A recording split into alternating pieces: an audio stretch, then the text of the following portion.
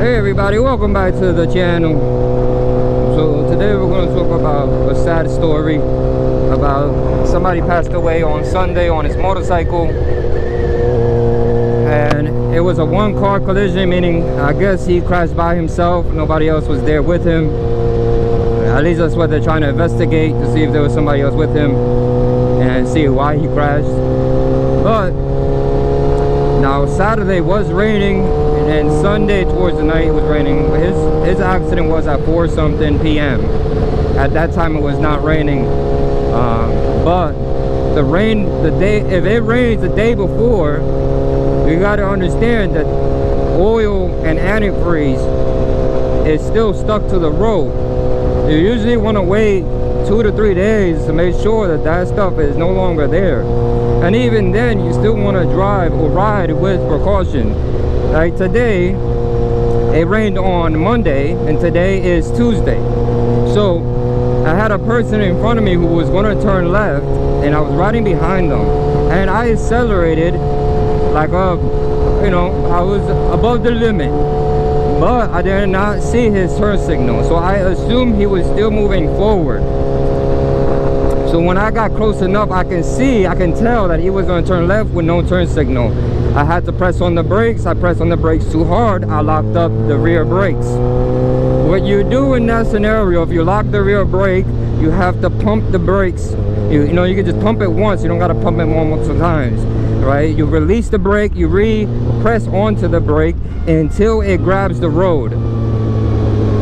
Because you either hit, dirt, oil, or antifreeze, and it did not grab, and it's gonna stay sliding until you let go of that brake and then re-grab. Keep doing that until the tire grabs, and then you can come to a stop.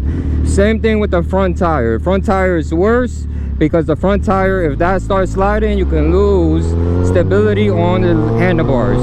The bike at that point, you have no control of it. So you gotta do the same. You gotta pump the brakes, make sure you keep your handle straight, so when the bike does straighten out, you know where it's gonna go, and you counter that. Another problem is, right, since it rained, right, this is gonna be very dirty right here in this corner.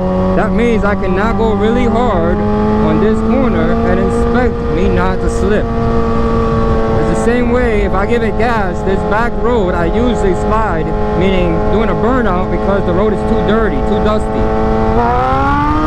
Now sometimes it does grab, but not all the time.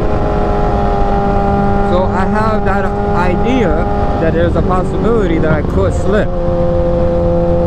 Now if a couple of days go by and it does not rain and it's hot, you have a better chance of enjoying your ride going hard on the bike. Now the second problem is when people got bikes and they don't got a lot of money into their bikes. I'm sorry to say it, some of the cheap stuff are cheap, meaning cheaply built. So if you buy cheap tires, there are tires that are not prototyped to be canyon riding, so hard cornering, or drag racing type of tires. So you got to understand what type of tires you got.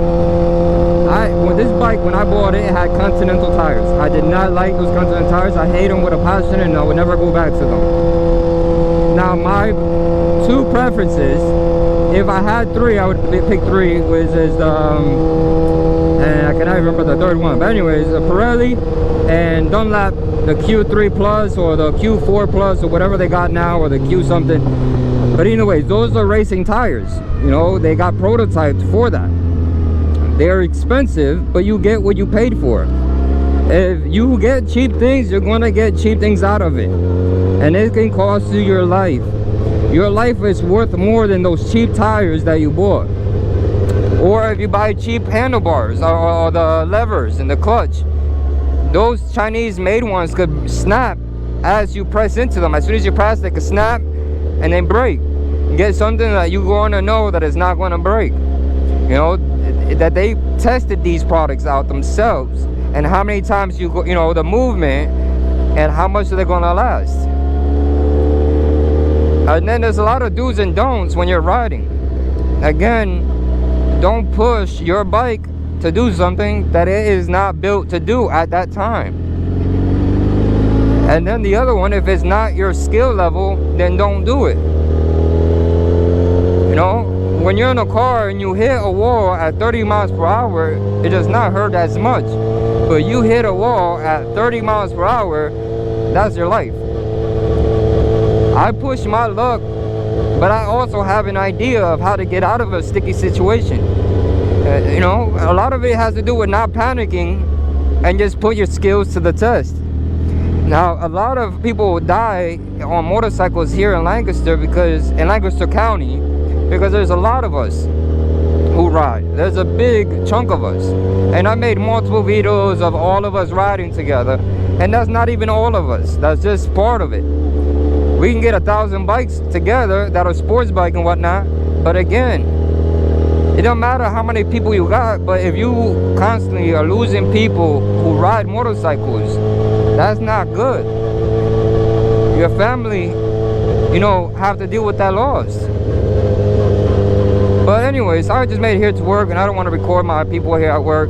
But everybody, just be safe. Don't do it as I do it as I say. And just learn and build your skills before you push your bike, and build up your bike before you push it to that limit. Alright everybody, ride safe, stay safe. If you're new to the channel, subscribe to the channel.